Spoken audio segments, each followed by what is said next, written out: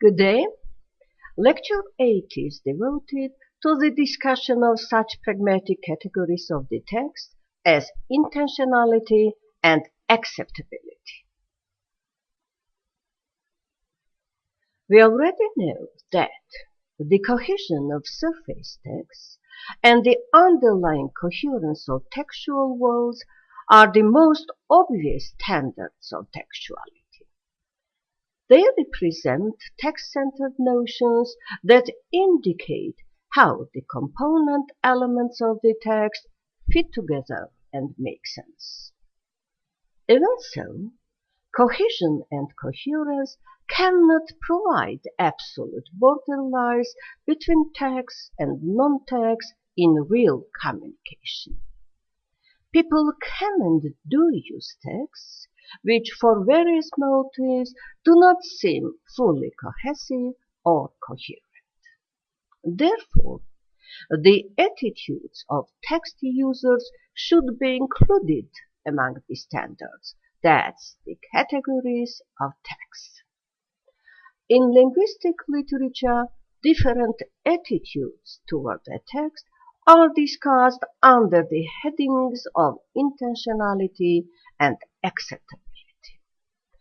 A language configuration must be intended to be a text and accepted as such in order to be utilized in communicative interaction.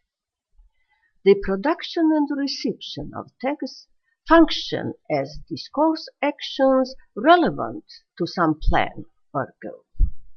These attitudes involve some tolerance towards disturbances of cohesion and coherence as long as the purposeful nature of the communication is upheld. In their book, An Introduction to Text Linguistics, Bogrand and Dressler introduce such user-centered notions as intentionality and acceptability, the former subsuming the intentions of text producers, the latter reflecting text receivers' attitudes in communication. And the most immediate sense of the term intentionality, the producer intends the language configuration under production to be a cohesive and coherent text in order to attain his or her goal. However, text users normally exercise tolerance towards products when certain conditions, notably in casual conversations, make it hard to uphold cohesion and coherence altogether. Some situations may place such limits on time and processing resources that this intention is not fully realized by the presentation. Linguists regard such cases as reduced coherence. Text users may become confused and inconsistent if the situation is in some way disorienting, as in this example borrowed from Lillian Hellman's play The Autumn Garden, in which one of the characters, Rose, introduces new topic of conversation by using pronouns, thus creating misunderstanding and confusion for her interlocutor. Here is this textual segment. Rose gets up from her chair. She finds silence uncomfortable and breaks it. "No, where is it? I can't have it. If I can't have it immediately after dinner, then I just about don't want it. Too bad, it's Thursday. I'd rather go and see him than go to the party." Then she turns to Mrs. Ellis and says, "I think it's what keeps you awake, Mrs. Ellis. I mean, a little is good for your heart, but my goodness, the amount you have every night." Mrs. Ellis interrupts her pleasantly. "Would you mind telling me what you are talking about, Mrs. Griggs? You said if it was not for the party, you would go and see him. But You thought I drank too much on a Thursday? Coffee. I meant you drank too much coffee. Then it's coffee you wish to go and see?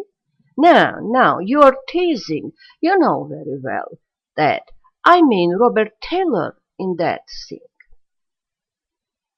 Sometimes a text producer may deliberately impair coherence for special effect. For instance, in this passage from Conan Doyle, Sherlock Holmes is pretending to be deliriously ill as he tries to deceive Watson by appearing incoherent when he starts rambling about oysters. Here is this text. You will convey the very impression which is in your own mind, a dying and delirious man. Indeed, I cannot think why the whole bed of the ocean is not one solid mass of oysters, so prolific the creatures seem.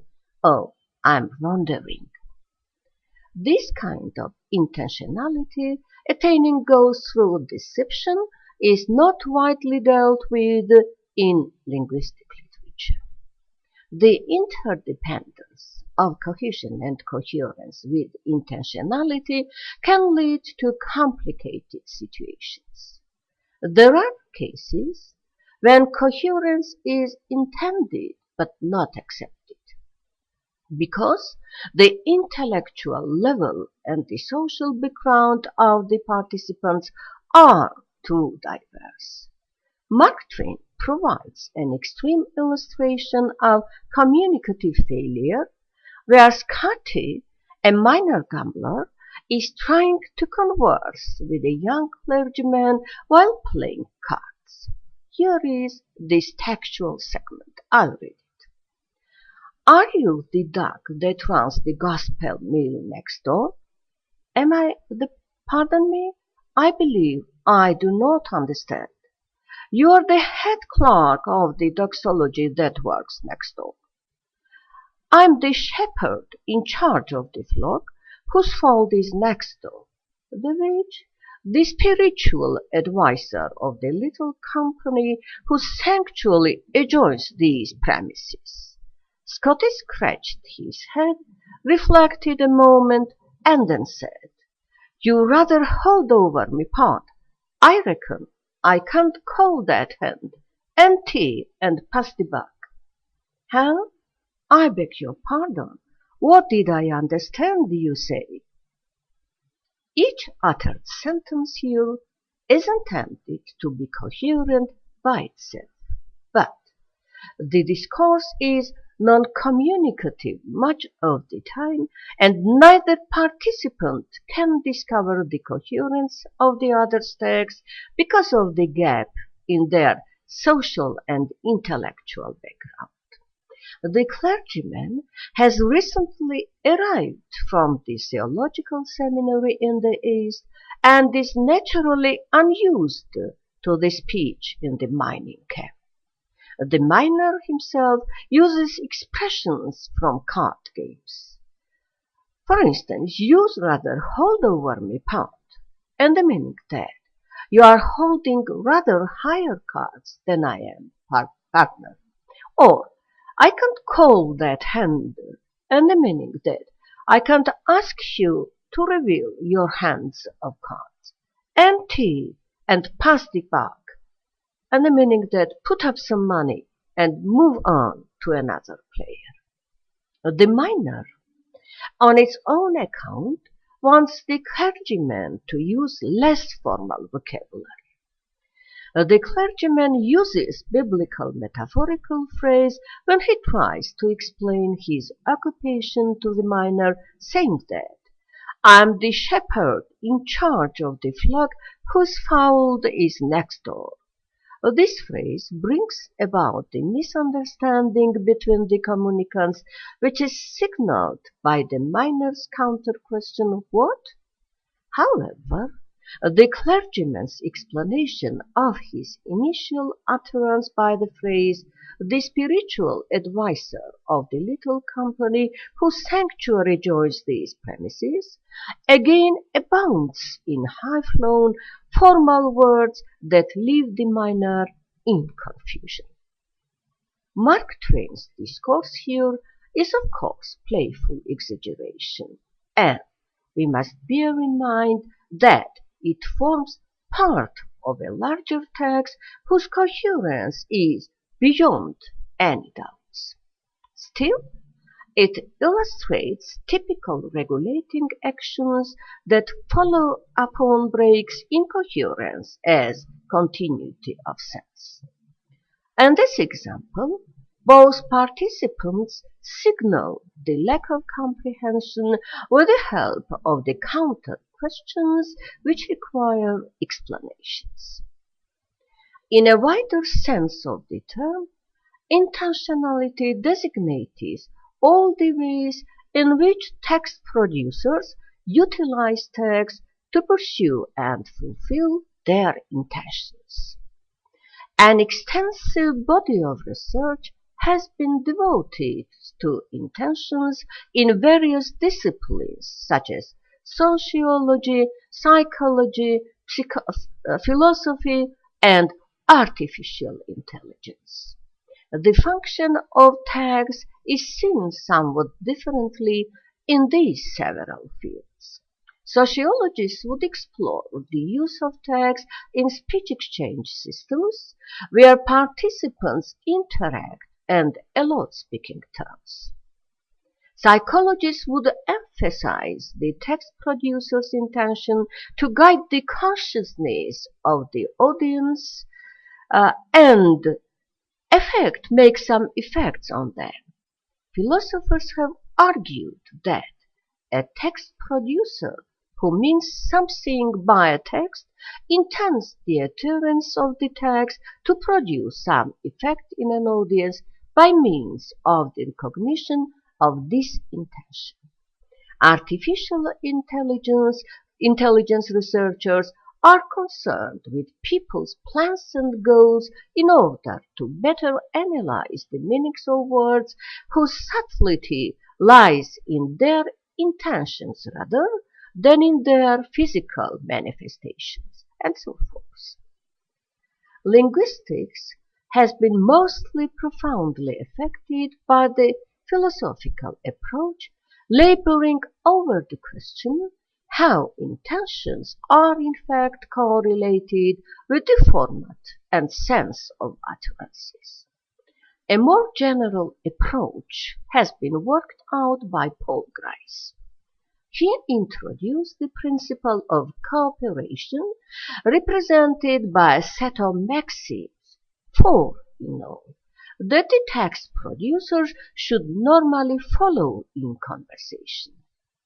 These maxims are merely strategies and precepts and not rules as envisioned by Searle. We'll try to illustrate these maxims as quoted from Grice. The principle of cooperation is stated as make your conversational contribution such as required at the state at which it occurs and by the accepted purpose or direction of the talk exchange in which you are engaged. Cooperation would be clearly demanded in situations where someone is in need of advice or assistance. The following dialogue between Alice and the footman from Alice in the Wonderland by Carroll shows violations of the principle of communication. Here is this dialogue. How am I to get in? Alice repeated aloud. I shall sit here, the footman remarked, till tomorrow or the next day, maybe. How am I to get in? Asked Alice again in a louder voice. Are you to get in at all? Said the footman. That's the first question, and I'll sit here, he said, on and off for days and days. But what am I to do? Said Alice. Anything you like, said the footman, and began whistling. Here, Alice's intentions are blocked by the footman's refusal to accept her plan of getting in. Instead, he muses over his own rather goalless plans. We have already mentioned that the principle of cooperation is realized with the help of maxims. That's the strategies that should be followed by the speaker. The first maxim, which is called the maxim of quantity, concerns the informative aspect of the discourse. It says, make your contribution as informative as is required, but not more informative than that.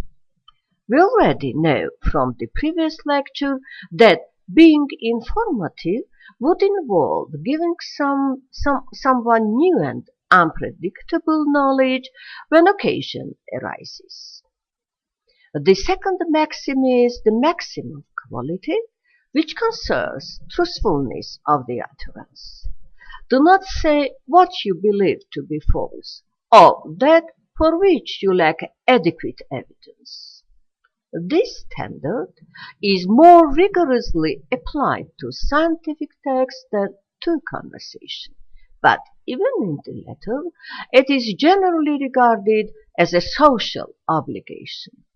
This regard for truthfulness may be motivated by the intention of concealing one's own actions, as is observed in Tom Sawyer's situation, in which he tries to escape punishment when he is caught red-handed stealing some jam from his aunt. Here is a dialogue between Tom and his aunt. What were you doing in there? Nothing. Nothing? Look at your hands, and look at your mouth. What is that track? I don't know, Aunt. Well, I know. It's jam, that's what it is. 40 times I have said, if you did not let that jam alone, I would skin you. The third maxim, the maxim of relation, is simply represented by the postulate, be relevant. Relevance could have at least two aspects. One, what kinds of knowledge are related to a given topic, and the second, what kinds of knowledge should be useful in attaining some goal. In Alice's dialogue with the footman, both aspects are violated by the latter's utterances, while in Holmes' speech to Watson, the remarks on oysters are irrelevant to the topic about which Watson is being instructed, but highly relevant to Holmes' goal of appearing delirious.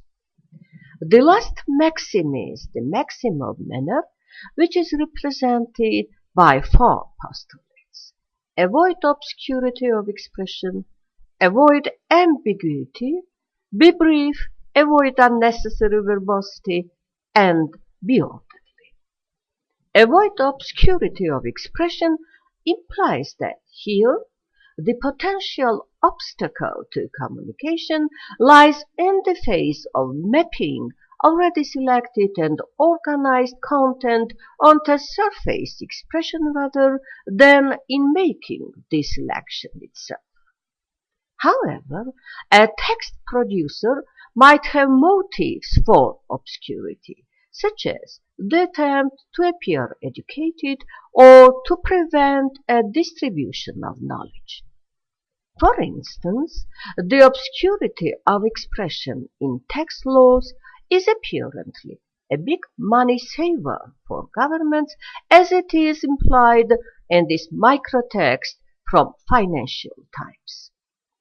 According to the President of the Federal Tax Council, approximately 90 laws and 100 regulations for taxes are often so complicated and incomprehensible that taxpayers certainly cannot recognize all the benefits for which they are eligible. Different from obscurity of expression, ambiguity is connected with possible different interpretations of lingual units. In other words, Although many natural language expressions could have different senses under different conditions, ambiguity obtains only when it cannot be decided which sense is actually intended. Consequently, participants hasten to eliminate ambiguity by regulative action, usually by paraphrasing the content in a non-ambiguous format. Let's consider a dialogue between a railway official and a customer. Customer is asking, "When is the Windsor train?" "To Windsor? Yes, 3:15. And this discourse, the customer's opening question, is ambiguous, since, in this situation, intentions to find out about trains either going to or coming from Windsor would be equally reasonable. The official at once reformulates the troublesome part of the question into a determinate format, thus eliminating ambiguity in the customer's utterance. Under normal conditions, participants would be motivated to remove occurring ambiguities as efficiently as possible, since the insistence on ambiguities would discharge communication. The third postulate of the maximal manner is "be brief." While the maxim of quantity concerns how much you say, brevity concerns how much you take to say it. For instance, Constable Dogberry's speech, quoted from Shakespeare's Much Ado About Nothing, demonstrates the violation of brevity, which is caused by 5 more restatements of the fact that the prisoners have committed false report.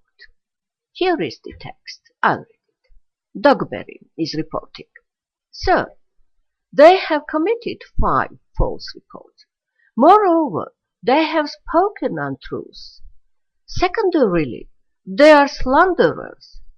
6, and lastly, they have bullied a lady.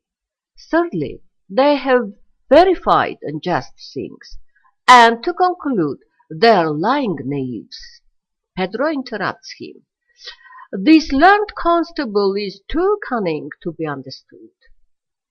The satirical effect of this passage rests on the failure of the constable to maintain the register of a legalistic text, confusing the numbers and moreover ending with a non-legal term, "lying knaves."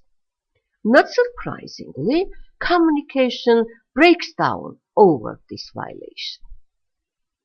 The final part of the maxim of manner is "be orderly," that is, present your materials in the order in which they are required. Normal ordering strategies make processing and storage easier, since the mind does not have to strain itself by searching for an unconventional organizational mode. Though the majority of human situations are not well scripted, a text will be plan-directed when its producer is trying to steer the situation towards some goal. Together with intentionality, Bogrand and Dressler introduce the notion of acceptability as the text receiver's attitude in communication. In the most immediate sense of the term, text receivers must accept a language configuration as cohesive and coherent text capable of utilization. It involves readers' inferencing activities that illustrate how text receivers support coherence by making their own contributions to the sense of the text. Like intentionality, acceptability includes a tolerance range for such minor discontinuities or disturbances as illustrated in the above given examples, provided the continuity can be restored by reasonable problem solving. If acceptability is restricted, communication can be diverted. It is accordingly taken as a signal of non-cooperation if a text receiver raises questions about acceptability when the text producer's intentionality is obviously in effect. Text producers often speculate on the receiver's attitude of acceptability and present texts that require important contributions in order to make sense. Let's consider the text. The Bell Telephone Company warns people, call us before you dig. You may not be able to utter words. In this text, people are led to infer that digging without asking for the permission might lead to cutting off a ground cable and hence to losing the wiring needed in order to call, or even to sustaining bodily injury. It is intriguing that this text is more effective than its full version given below, where everything is more explicit. I'll read this full version. The Bell Telephone Company warns people, call us before you dig. There might be an underground cable. If you break the cable, you won't have phone service and you may get a severe electric shock. Then you won't be able to call us. Apparently, text receivers are readily persuaded by content they must supply on their own. In this sense, the first version of the text is more effective than the second. The correspondence between intentionality and acceptability are exceedingly difficult and complex. Under stress of time pressure, people produce utterances which they might feel disinclined to accept under normal circumstances. And conversely, they accept utterances from other people which they would be reluctant to produce.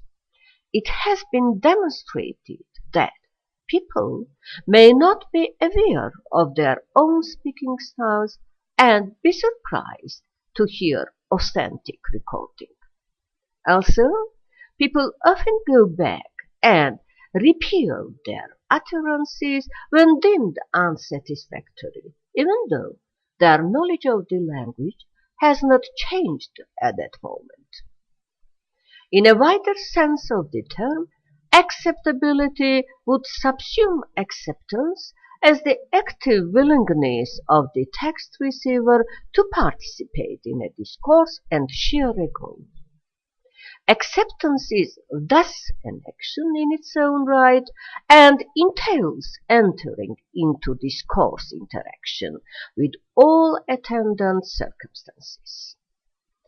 Refusing acceptance is conventionally accomplished by explicit signals such as I'm too busy for talking just now, or I don't care to talk about it, and so on.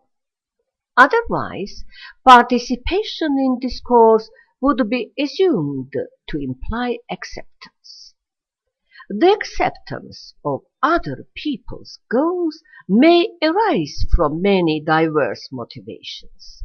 Successful communication clearly demands the ability to detect or infer other participants' goals on the basis of what they say.